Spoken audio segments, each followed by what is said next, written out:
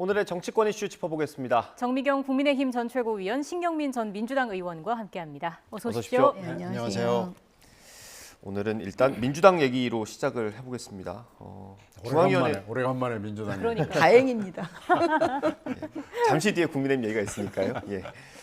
그 민주당 중앙위원회에서 당원 개정안이 부결이 됐습니다.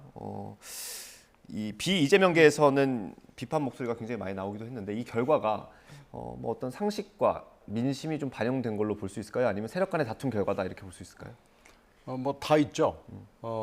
특히 박용진 후보가 비명계 의원들하고 함께 그 며칠 전부터 중앙위원들한테 호소를 하는 메시지를 여러 번 냈거든요. 네. 전날에도 MBC 백토에서도 백토의 그 주요한 토픽으로 이걸 중앙위원 여러분 제발 이걸 좀 참작해 주십시오라고 읍소를 했거든요. 그러니까 이것은 거의 당연히 되는 걸로 생각을 한 겁니다. 예. 중앙위원회에 과반이 찬성을 해서 당연히 80조하고 이 조항 두 개는 같이 가는 거다라고 생각을 했고 어떻게 보면은요. 결국은 현재 비대위 당 지도부도 예상을 하지 못했던 거고요. 좀 당 지도부가 부주의한 것도 있지만 부주의를 넘어서서 이 관련자들이 오만방자를 한 결과입니다. 그러니까 지금 두 개의 안건이 있거든요. 네. 예. 그 두 개의 안건을 하나의 안건으로 묶어서 중앙에 회부를 했는데 이게 이제 과반을 넘지 못한 거죠. 열 몇 표가 모자란 거죠.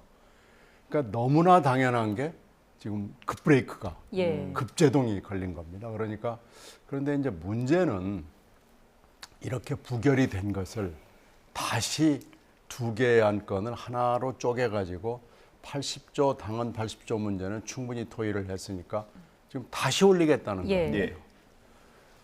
근데 지금 당원 당규에는 일사부재의 조항은 물론 없습니다. 예. 그러나 이게 상식이거든요. 그러니까 이런 걸로 봐서는 어저께 부결된 것을 오늘 다시 절차를 개시를 해가지고 28일 기어코 전당대회에서 통과를 시키겠다. 네. 이렇게 보면 국민 여러분이 어떻게 보겠습니까? 특히 80조 조항은 당대표가 수사를 받을 경우, 기소가 될 경우에 대비해서 보호하는 거라는 국민적 비난과 의심의 눈초리가 잔뜩 있는데 그럼 80조는 떼내서 다시 절차를 시작하겠다 그러면 예. 국민들이 이 민주당 이 사람들은 그냥 뭐 우물딱주물딱 떡 주무르듯이 아무렇게나 당원 당규를 할 수 있는 조직이구나. 이 사람들한테 국가를 맡길 수 있겠는가. 이 사람들한테 윤석열 정권을 비판할 수 있는 이런 권한을 줄 수 있는 것인가라고 비판을 할 때 저희들이 할 말이 없는 거예요. 그래서 조금 있다가 해도 충분하고요. 사실은 당헌 당규 80조는 만약에 정권 탄압에 의한 수사를 당대표가 받는다고 해도 충분히 방탄을 할 수 있습니다. 예. 현재 80조 가지고도 얼마든지 정권 탄압에 맞서서 싸울 수가 있습니다. 예. 근데 지금 안전하게 더 성능이 좋은 방탄조끼를 하자는 것 밖으로는 해석이 되질 않습니다. 네. 그래서 저는 이 대목에 있어서 민주당이 공당으로서의 어떤 품위와 원칙과 상식을 저버렸다고 생각합니다. 최고위원님께서도 조금 비판하고 싶은 대목이 있으실 것 같은데요. 저는 신경민 의원님 말씀을 들으면서 무서워요. 민주당의 힘인 것 같아요. 저런 목소리를 국민들께 직접 이렇게 내고 계시잖아요. 예. 예, 가끔 제가 느끼는 건데, 그 민주당이 그래도 희망이 있다.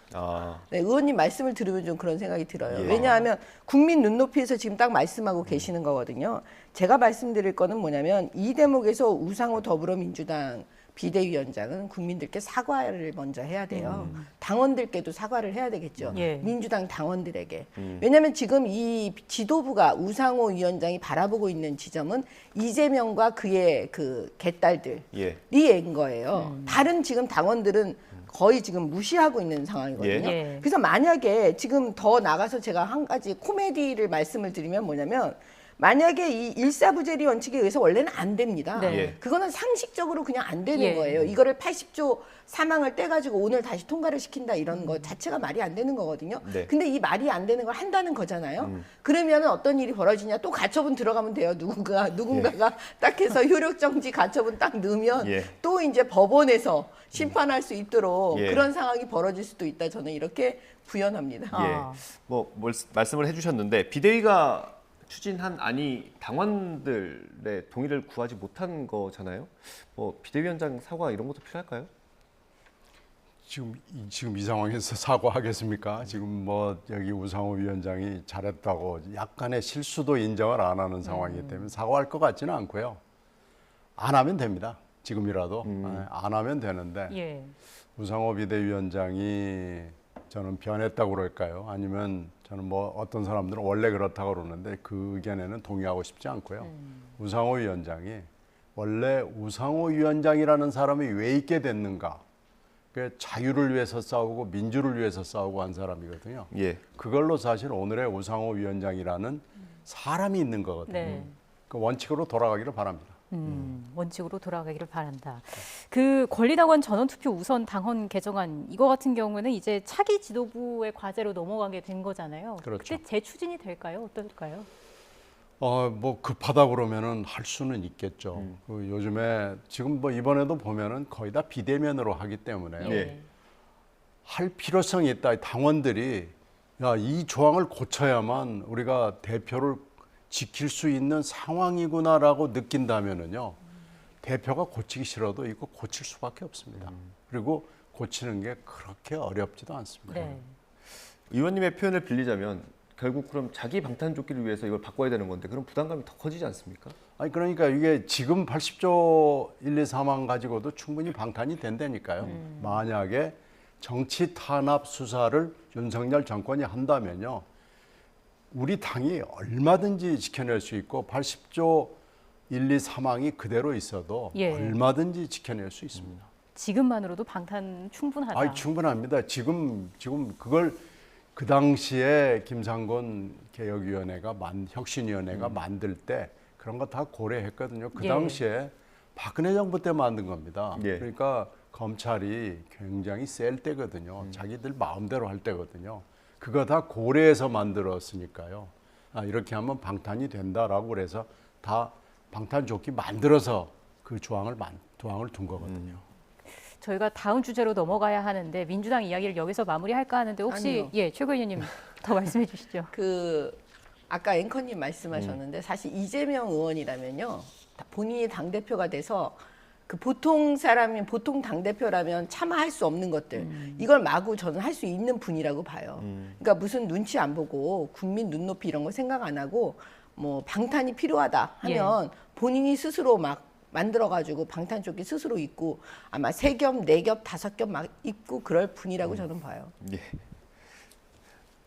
알겠습니다. 주제로 좀 넘어가 보겠습니다. 감사원이 최근 올 하반기 감사 운영 계획을 발표했는데요. 문재인 정부 탈원전 사업, 코로나 백신, 마스크 수급에 대해서 집중적으로 들여다보는 게 골자입니다. 이 부분을 두고 여야의 신경전도 치열합니다. 준비된 녹취 함께 듣고 오겠습니다. 지금 문제되고 있는 그 사항들이 이미 이제 다 그 무슨 문제가 있다는 것이 거의 이제 드러난 상황입니다.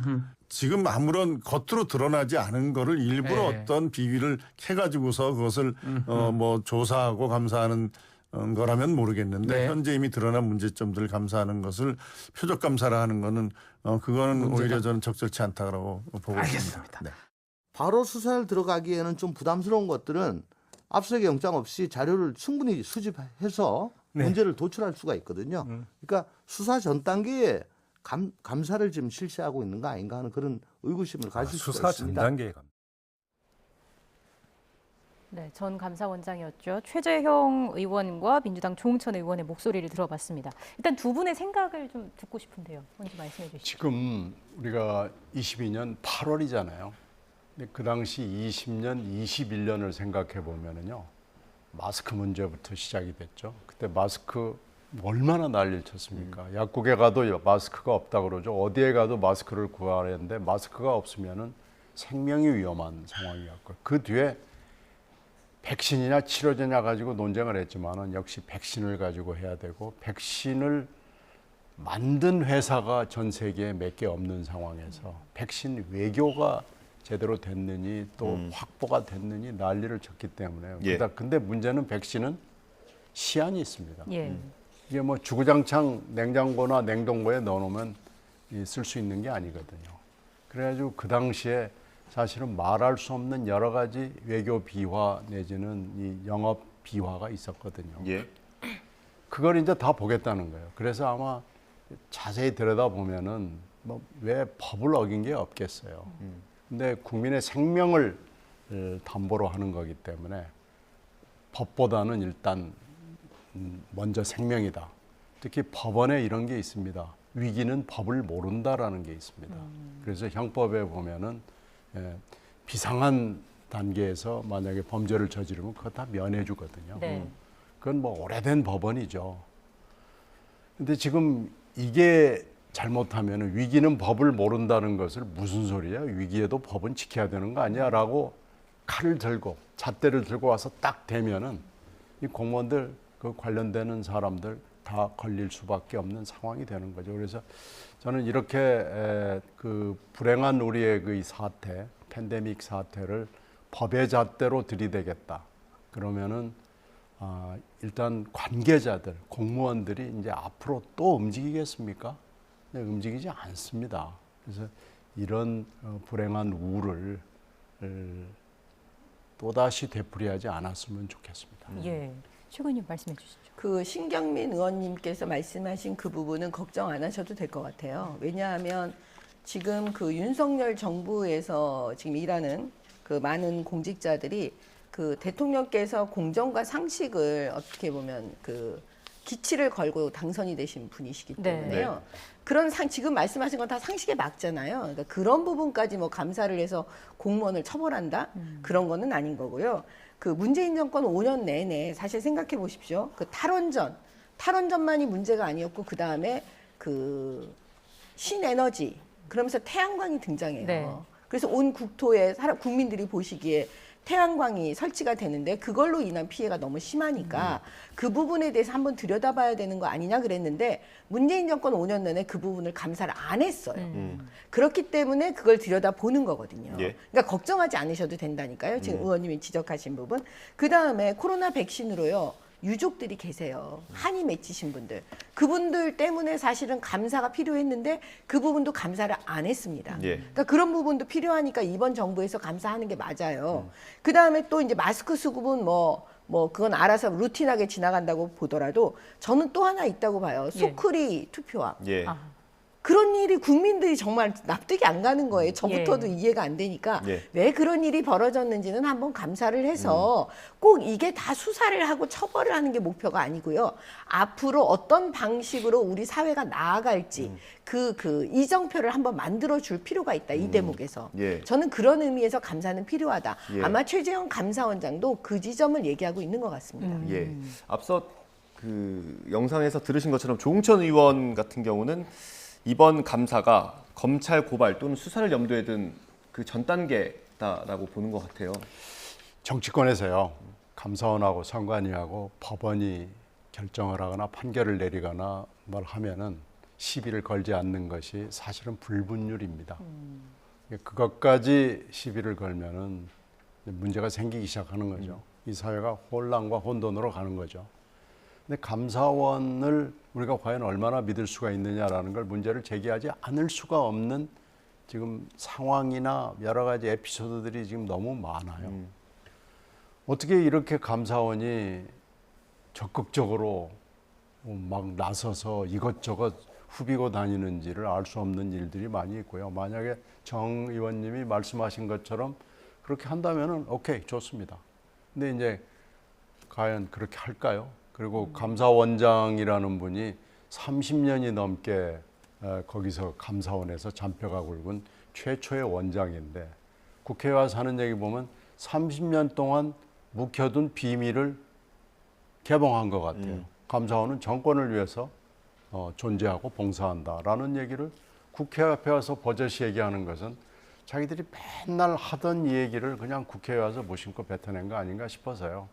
정 의원님이 얘기하는 그 원칙과 상식과 법에 써 있는 대로 한다고 그러면 오케이, 좋습니다. 근데 이제 그렇게 안 될 가능성이 꽤 있다고 보는 거죠. 그러니까 조홍천 의원처럼 수사를 전제로 한 거다라는 예. 거고, 이게 반드시 이제 고발로 나오겠죠. 그렇게 되면은 감사원의 의도, 그리고 감사원의 숨은 의도가 분명히 나타나겠죠.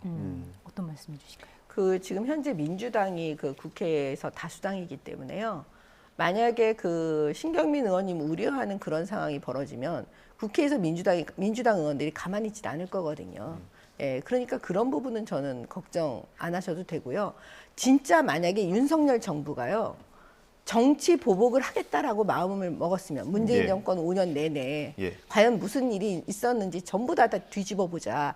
그랬으면은 각 부처에다가요, 지난번 문재인 정권이 했던 대로 적폐청산위원회를 만들어야 되는 겁니다. 네. 그래서 다 꺼내는 거예요. 근데 윤석열 정부는 지금 그렇게 안 하는 거예요. 그렇지만 문재인 정권 5년 내내 저도 방송을 하면서 참 답답하고 정말 이거 너무하는 거 아니야, 이런 지점들이 되게 많았었거든요. 예. 그러니까 국민 눈높이에서도 그러셨을 거예요. 그런 부분들은 저는 한번 짚고 넘어가는 게 맞다, 윤석열 정부에서. 그래야만 정권 교체를 해주신 국민의 뜻에 부합하다라고 바라보고 있습니다. 예. 저희가 다음 주제로 넘어가 보겠습니다. 넘어가도 되겠죠, 위원님? 네. 예. 네, 대통령실 얘기를 해볼 텐데, 그 김건희 여사 팬클럽에서 윤석열 대통령의 데뷔 일정이 공개가 돼서 어제 좀 논란이 있었고요. 뭐 대통령실은 경위 파악해보겠다, 다시는 뭐 이런 일 없도록 하겠다고 했는데, 이게 뭐 한 번이 아니잖아요, 이런 비슷한 일이. 뭐 다시는 한 게 지금 뭐 수도 없이 되풀이됐고요.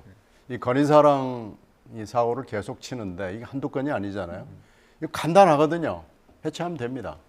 근데 해체를 지금까지 안 하잖아요. 팬클럽을요. 네, 사고를 지금 벌써 몇 번 친 거예요. 예. 사진 유출, 그리고 일정에 끼어들어가지고 이상한 짓 한 게 지금 뭐 몇 번 되풀이되는데, 이 정도면은 팬클럽 해체 아마 몇 번 하는 것을 했을 거예요. 예. 근데 지금 이번에도 또 대형 사고를 쳐서 내일 일정이 지금 제대로 진행이 될지 잘 모르는 대형 사고를 친 거죠. 예. 이렇게 자꾸 되니까 그 한간에서 세간에서 이거 윤석열 정권이 아니고 김건희 정권이다라는 얘기가 돌아다니는 겁니다.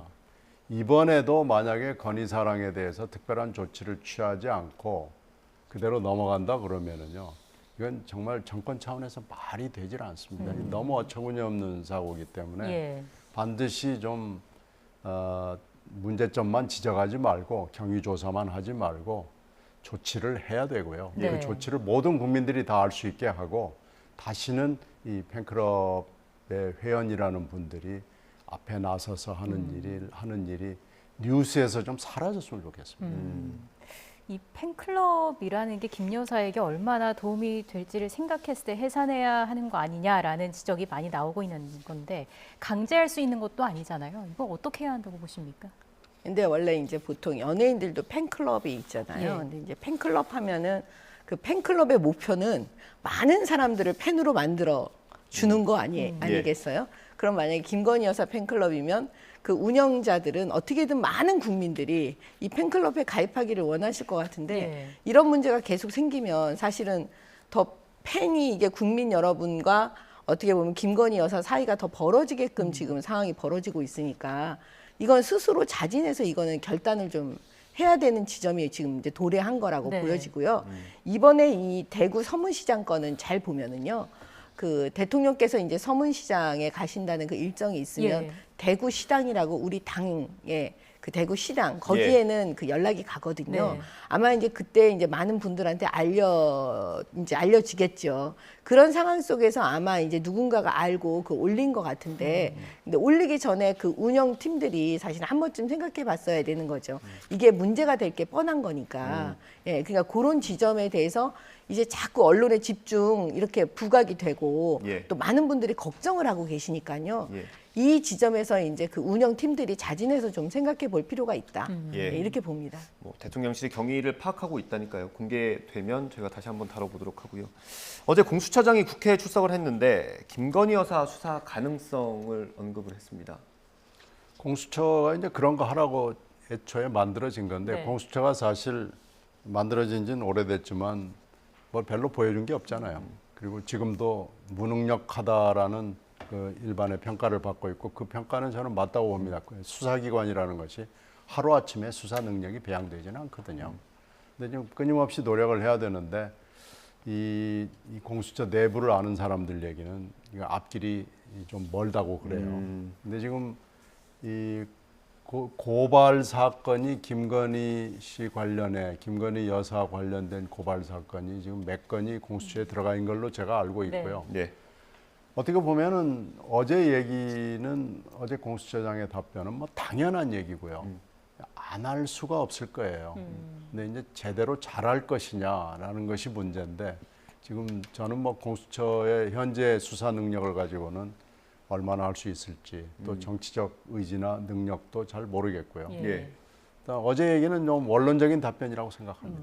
최고위님은 어떻게 좀 예상하세요? 지금 김건희 여사를 집중적으로 민주당이 공격을 하고 있잖아요. 근데 사실은 제가 이제 정치적인 걸 빼고 네. 그냥 그 법조인 입장에서 봐도 김건희 여사 부분은요 이제 나올 게 없어요. 왜냐하면 문재인 정권 5년 내내 윤석열 총장 그 문제된 이후에 다 털었습니다. 네. 김건희 여사 거 다 털어서 무혐의 났다니까요. 그들이 말하는 주가 조작 이런 거 다 털었어요. 근데 공수처에서 뭘 할 수가 있겠습니까? 없어요. 근데도 계속 지금 노래를 부르고 있는 거예요. 왜 세 사람이 모이면 뭐 호랑이 만든다고 하는데 예. 그런 식의 지금 작전을 민주당이 쓰고 있는 거고요. 그다음에 나머지 또 나와 있는 김건희 여사 건 그것도 이미 대선 기간 중에 다 나왔어요. 예, 그런 부분 다 알아요, 이제. 더 이상 나올 게 없다니까요. 그런데 김건희 특검법 발의한다 이렇게 하는 이유는 예. 국민들한테 계속 그걸 부각시키는 거죠. 예. 예, 뭔가. 그런 작전으로 지금 나오고 있는 거예요. 예. 근데 이게 결국은 뭐냐면 민주당이 다수당이니까 이 다수당의 횡포를 하고 있는 거죠. 정상적인 다수당이 아닙니다. 솔직히 말씀드리면 김정숙 여사가 우리 경인선 가자, 경인선. 드루킹 사건 났을 때 우리는 안 하고 싶었겠습니까? 그건 딱 나오잖아요, 영상에. 그럼 드루킹과 김정숙 여사의 관계에 대해서 궁금하잖아요. 그러면 김정숙 여사 특검법 발의하자. 우리는 안 하고 싶었겠습니까? 힘이 없어서 못했을 수도 있지만 마음이 그런 거예요. 이제 김건희 여사는 그만 자유롭게 해주셔야 되는 거예요. 예. 예, 국민들의 피로도도 너무 많고 예. 민주당도 이제 정상적으로 다수당처럼 예. 진짜 해야 되는 거예요. 예를 들어서 1주택 그 종부세 완화하는 거 네. 그런 거나 빨리 해주셨으면 해요. 예. 민주당이 계속해서 압박을 하고 있고요. 그 공수처장도 가능성을 언급을 했는데 이게 아까 감사원 얘기 잠깐 했는데 감사원 감사 계획도 잡혀 있잖아요. 그런 것들이 좀 영향이 있을까요? 지금 뭐 정치 공세라고 말씀을 하셨는데 그러려면 진짜 김건희 여사가 정말로 약속했던 대로 내조하고 조용히 하고 뭐 그러면 모르겠어요. 근데 끊임없이 지금 계속해서 일종의 사고를 치고 있고요. 그러니까 김건희 특별법 얘기를 내놨을 때 국민들도 그래 한번 해봐야 되는 거 아니냐라는 여론이 있는 겁니다. 그리고 김건희 여사가 나올 때마다 언론의 클릭 수는 높아지지만 지지도는 내려가는 이유가 김건희 여사에 대한 비호감 내지는 적극적인 사고에 문제가 있는 거거든요. 그러니까 그런 점으로 봤을 때는 저는 김건희 특별법이나 패스트트랙이나 이게 잘 될 것 같지는 않아요. 왜 그러냐면 법사위원장이 버티고 있잖아요. 예. 법사위에서 딱 마크를 하고 있으면은 특검법이 넘어가기가 굉장히 어렵습니다. 패스트트랙도 그렇게 쉽지는 않습니다. 왜 그러냐면 법사위원장이 딱 틀어잡고 안 잡아주거든요. 이 법사위원장이라는 게 그래서 막강하고 중요하다는 거죠.